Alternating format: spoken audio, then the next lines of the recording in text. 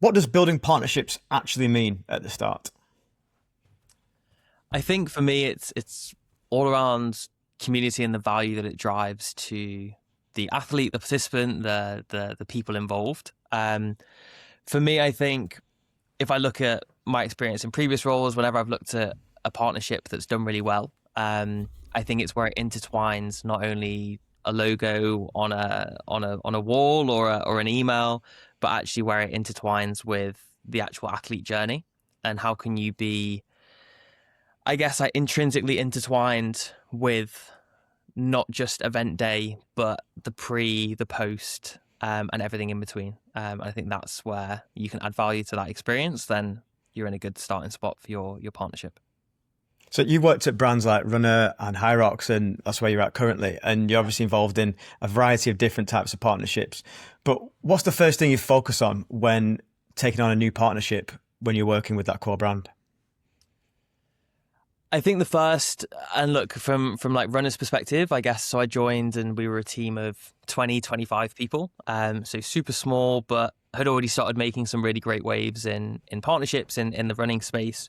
So when I came in to support with partnerships, a lot of the work around that went into what running events can we partner with where we can really increase the experience or improve the experience that runners experience. And I think what I mean by that is how can we get involved with, let's say, the Great North Run, one of the biggest events in, well, the biggest half marathon. But how can we make that experience even better? So we started to look at, traditionally, if you sign up to an event, you get an email saying you've registered, and then you might not hear from that company or the company putting on the race again for a little while. Or actually, with Runner, we wanted to be in talks with the participant, the athlete, from like 3-4 months out, because that's realistically when you need to start training for these events. So that was our niche, and that's normally a time of period in that athlete journey where other brands aren't that interested. They want to be at the ends, they want to be in the athlete village, they want to be in the post-race comms or the goodie bags. So we identified kind of a bit of a niche there in these maybe what you could argue were like lower value assets, because they're not traditionally wanted by a lot of the partnership people. So that really like helped our thinking in when we pitched to these big companies, these big running events, who seem to be all owned by the same sort of companies now. How do we identify that gap and also like sell that value? Because coming in from a startup, we don't have the upfront fees that a lot of the major companies that sponsor these events have. So actually we're offsetting a lot of that upfront cost by delivering value.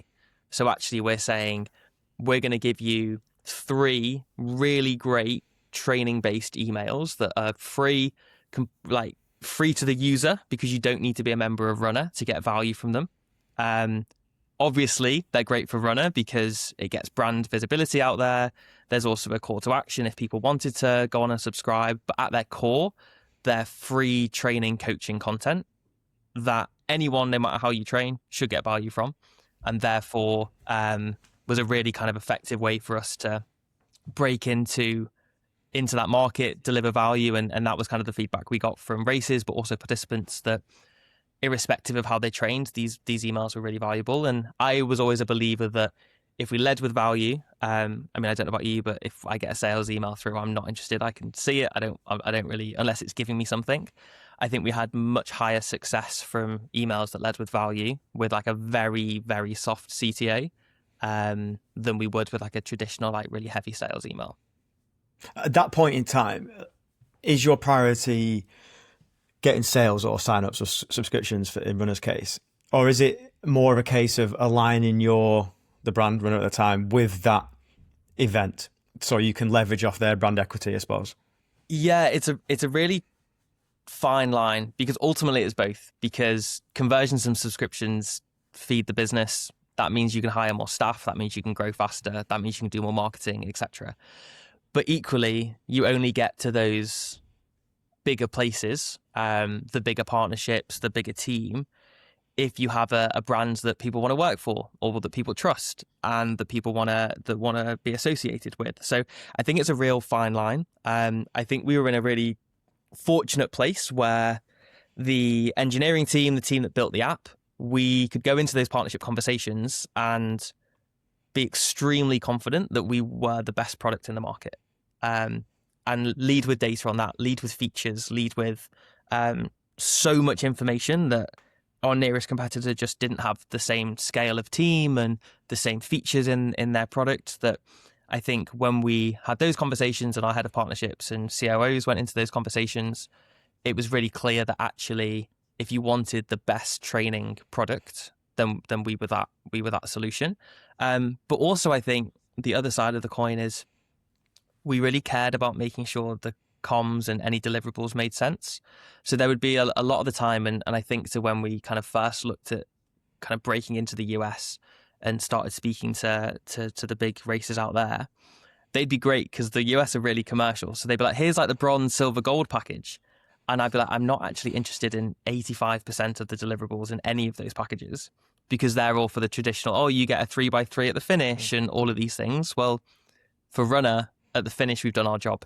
So actually, I don't want to be there, because if I finish a marathon and someone starts talking to me about training for my next one, I'm not enjoying your company when you're telling me about the next marathon I've got to run. I just want like a nice big bottle of water, and maybe a Lucozade, or other energy drink. So yeah, I think it's just understanding the athlete in that perspective, and framing your product in the right times.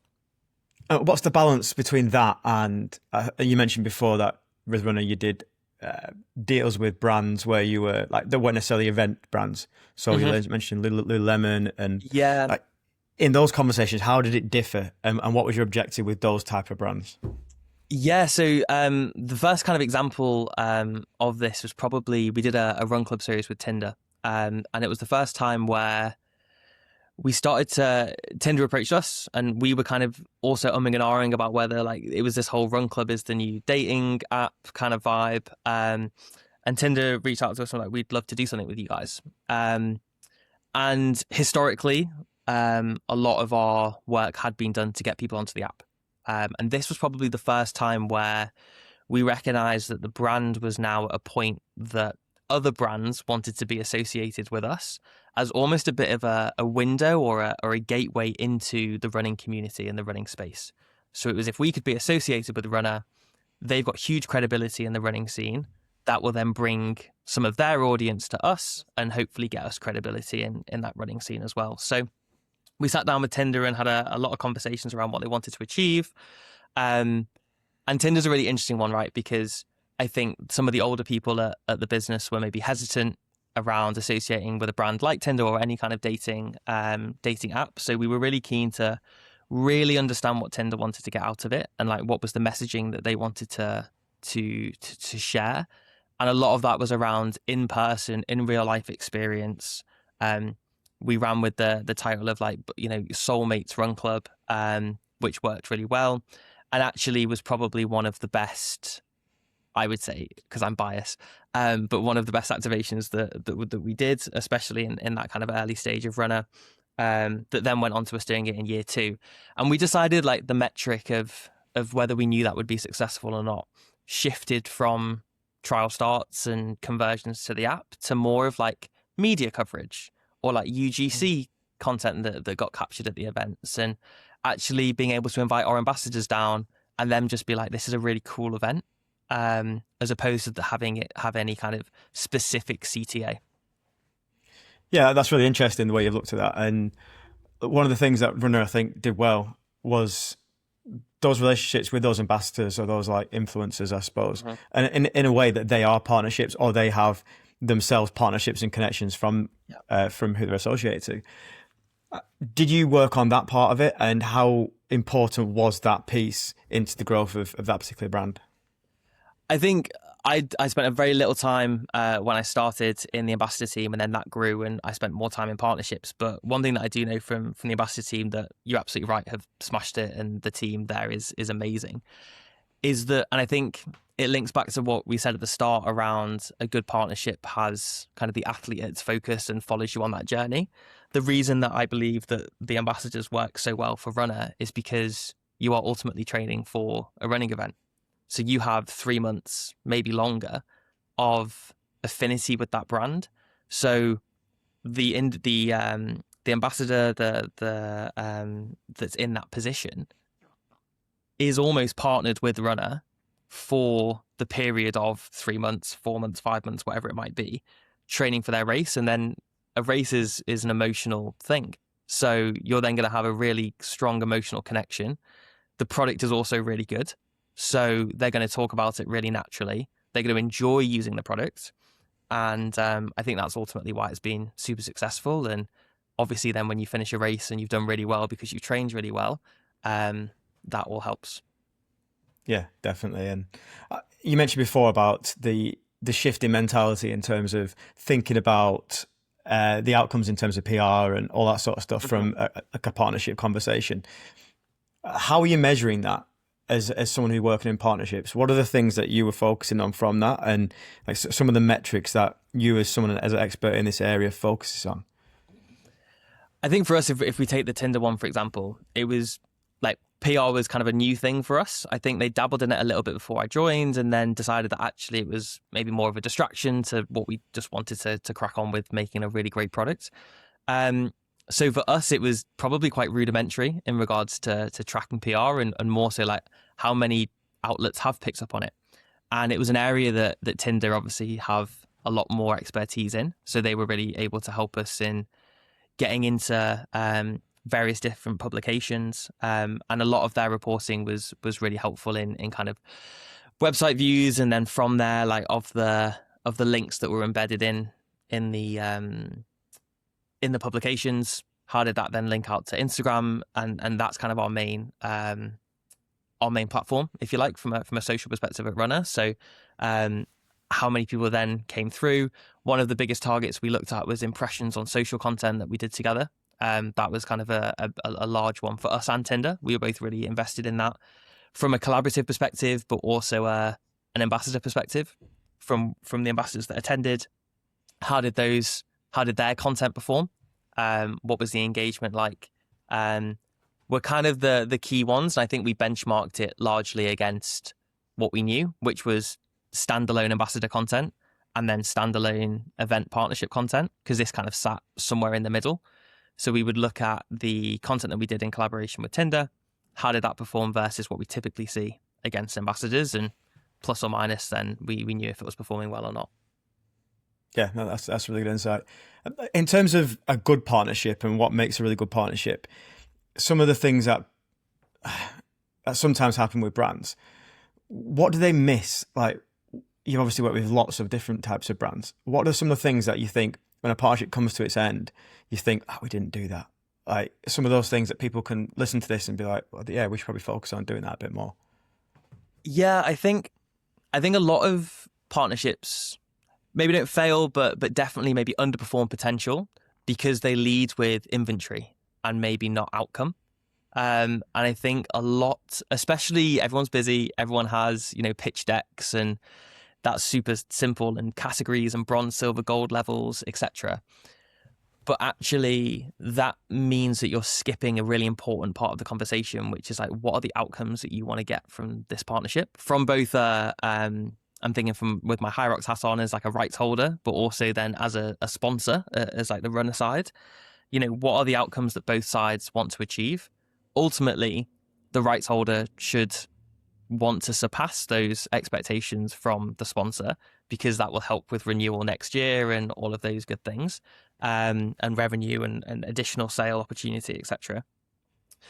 So I think that's like number one. If we lead with inventory, then we're likely to miss that kind of outcome focus. But then I think, and probably really well interconnected, is what I mentioned earlier around that kind of athlete moment part, where if you're not plugging into, let's take running, the training, the race day, the post-race, each of those kind of core moments of an athlete's journey for a half marathon, 10K, whatever it might be, then you're missing a real opportunity to connect on like an emotional level with that participant. Because a running event, they often say that the actual race is like the celebration. And like, if you put all of the pressure on that one day to get your KPIs or whatever you're looking to achieve, you've like lost like a 4-month window, like 3 months prior, 1 month post, that could actually be way more impactful. One of the things you mentioned then, you obviously moved into HYROX, and it's a slightly different approach or a different kind of company. You've kind of moved from being the people paying to sponsor an event to being the other way around. So you've seen it from Yeah. both sides. What's the difference, like between those two sides, and what? How do you? How have you managed that change in perspective when you're approaching these two things? It's super interesting, right? So my role at HYROX now is a lot on the execution of partnerships, which I would call like the fun stuff. But from a sales perspective, it's really interesting because HYROX are a huge sport, have Olympic ambition, and a massively hot property at the moment. So I would say that they're in a really fortunate position where they can say no to partnerships. They want partnerships that really bring a huge amount of value to the athlete. And if they don't, then ultimately then it's not a good fit. And I think what's interesting is Runna was a really interesting perspective as well, where on the other side, we were saying from a runner perspective, we were saying no to a lot of event partnerships because they were really keen to work with us, but actually it wasn't the right fit. Or for example, when we looked to launch into America, we were very strategic with the states that we wanted to tackle because America's a bit of a beast. And if you just go everywhere, then you're going to get nowhere. So we were very considerate in that actually we're going to start on the East Coast and we're going to focus around New York and started sponsoring New York and subsequent races around there. And that was really important. So I think they're actually very similar in that they both became really great brands that they could then almost choose what they wanted to do and find the right fit. And I think ultimately that's obviously a position of luxury to be in, where you can kind of choose the partnerships that you want to go into. And when you do, then you just got to make sure you get the decisions right and you pick the right brands that, you know, align with the company's values. In terms of working at those type of companies as well, in terms of startup nature of Runner and coming through the ranks and growing with that company, and then coming in at HYROX where you've got a larger kind of sport in itself and you're kind of protecting a really important asset. How do you find the difference in culture between those kind of companies in terms of the partnership side of things, and how you're having to approach different things in terms of the extra legwork you might have to do in terms of that sort of stuff? Yeah, it's definitely been super interesting because so Runner was we started in the UK. We wanted to get loads of great UK partnerships. Then we dabbled into the US and really grew there, and then it was more into Europe. Whereas HYROX is instantly global. I think there's like over 150 events in the season across so many different countries. I think one of the core learnings for me is, and still am learning, how to get the most out of the international team. So each country has its own marketing team. They are obviously the local experts. And something that we talk about a lot is this kind of global lens. How can we not just be this global brand that stamp on a type of marketing or a campaign? How can we make sure that the campaign really lands with locals in that area? You know, you don't want some random translated copy that doesn't make any sense to the local market. So I think that's why it's really important that you have people on the ground that one understands the language, but also the cultural norms and things that you can pick up on. So that's been super important. And I think as we look to develop partner content even further, I think that will get even more bespoke and kind of streamlined to make sure that in every country that we're operating in, the comms that go out around partnerships in those countries are like super specific to that region. Yeah, that makes sense. And in terms of HYROX itself, and you mentioned before, Runner did some in-person events and had presence at other events themselves. But how important is that physical environment for a partnership and the activation of that on the day? And what are some of the things that you guys focus on at HYROX to make sure that you have the best possible environment for those sponsors to flourish? Yeah, I think the first is asking the partner, you know, what are they looking to get out of the activation? And I think that's it almost seems like a really simple question, but ultimately that's the most important because they're the ones that have kind of paid for that space, paid for the pre stuff, the out of home campaigns as well. So I think it all links back to having a really good understanding of what that brand is looking to achieve through that partnership. And then from there, we can almost work backwards to ensure that their experience on the day is amazing. They've got all the information in regards to like the ops stuff and the logistics. That's really important. They've got a point of contact, simple stuff that someone on the ground will be there if they need something. But I think when you then look at how that then translates to the spectators and the athletes experiencing that, there's nothing better than that in person. I think we're so digital in regards to a lot of marketing. We see hundreds of adverts a day that our brain just now filters out. That on the ground, in person moment is where like the magic can really happen. And that's why I think some of our best activations from what I've seen in this very short period of time have been the ones that really focus in on that experience point of view, whether it's the nutrition, the hydration, or whether it's kind of hygiene products at the end or whatever it might be. I think that's really where you can get creative and they can kind of have their brand ambassadors down, right? They are the experts of their products, of their brands, and having that energy speaking to spectators and athletes walking past is really what will win people over. Do you think over the years it will become, those in-person experiences will become more valuable than ever before because that digital is kind of being commoditized a little bit? Like you said, the email opens and seeing adverts nonstop. Like, what's going to happen with that? I do think so. And ultimately, like a lot of these partnerships are product led. So I do think, and especially in younger demographics, we're kind of seeing a bit of a shift to more in-person shopping again. I think a lot of people don't shop online as much. A lot of people want to try stuff on before they use it, especially kind of bigger, more expensive purchases. So especially as we look towards that, I also think like health product is a big one for that. I think Health recently did a convention and they took over the Excel and did kind of this whole wellness festival, if you like, expedition. And I think that's really interesting because you're right. If I'm going to spend £500 on a pair of compression boots, I probably want to try them first. And I'm not going to go buy them and then send them back. So I definitely think that in-person piece, especially in the health world, will become more important. And partnerships themselves, where do you see that going over the next like 4 or 5 years, and how will that work? Like you see in different sports, the potential, like Premier League, for example, taking on their own TV rights, for example, and stuff like that, and then controlling their own partnerships. And you see these things cropping up. UFC did it to us for a period of time. And those partnerships will fund a lot of their growth. So for me, looking at that, I'm thinking partnerships are going to become more and more valuable if the assets become more and more protected. And HYROX is a great example of that. Like it's something where it is a sport in itself. It could be an Olympic sport, and you're the only people doing it. And there's other people who will have HYROX similar kind of events, but that name is yours. How do you see it going over the next 5 years? It's a really interesting one. And I'm sure if you spoke to Mo and Christian, they would have a really good answer. I think for us, it's super exciting. For me, joining the business, it's super exciting to see what the potential could be.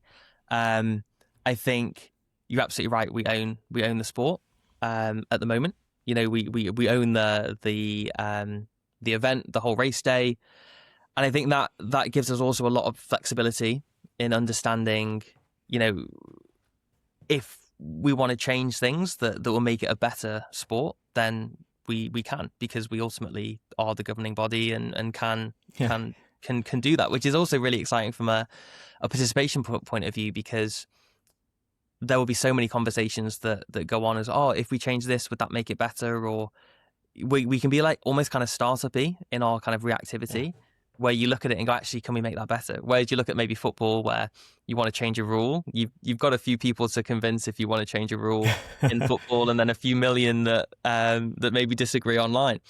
Whereas I think where we're at the moment with HYROX, we're still pretty young. Like, I think next year will be the 10th season, or 10th year. So that's still like very young when you look at a sport. So there's still a lot to figure out as well, but I think it's been a really great start, and I do fundamentally believe that it's going to be a pretty mega next 5 to 10 years for HYROX particularly, but also for sports partnerships, because you're absolutely right. I don't think they're going anywhere, and I think also brands have have finally caught up with maybe actually how valuable they are, and the opportunities that they can achieve through working through them as well. Definitely, yeah. And just one final question. What would you do if you had potentially this asset you're looking after now, but another one? If you had 0 partnerships, where would you start and how would you do it? At 0 partnerships, where would I start? I'd start with my my contacts book and have a chat with a few old friends. No, I think I would, if I'm thinking really logically, I would list out the dream brands that ultimately in 5 to 10 years time I'd want to be working with, that really align with the brand, with the values, etc. And then I probably work backwards from there and say who are the other people in that industry, in that category, that are maybe earlier in their journey that can help us to a degree, but also help us kind of give us a proof of concept that we work in that vertical, or that vertical works with the asset. And then from there, you go up a few levels, and ultimately you'll end up with one of those top tier brands, because you'll have 3 or 4 examples of other partnerships that have worked in that same vertical, and that'll help hopefully persuade the decision makers that it will work. So I think that would be maybe the first step to map out what good would look like in a year, 5, 10 years time. That's interesting that you're reverse engineering the brand that you're working for first to look at what the values are, looking at the best possible relation to that value, and then looking at companies that are similar to that. Yeah, it's logical, and it keeps the core of the company at heart. It makes a lot of sense. Exactly. And I think it's funny, it's exactly the same way that I looked at how do I get into sport when I was in tech sales. I was like, what's my dream job? And I was like, head of marketing and partnerships at Liverpool Football Club. I was like, cool. So like, if we want to get there, how do we get there? So I was like, cool, let's get into sport, and then from there we'll figure the rest out. Wow, brilliant. Yeah, thank you for that today, Tom. I really appreciate the chat, and good luck with everything in the future. Awesome. Thanks so much.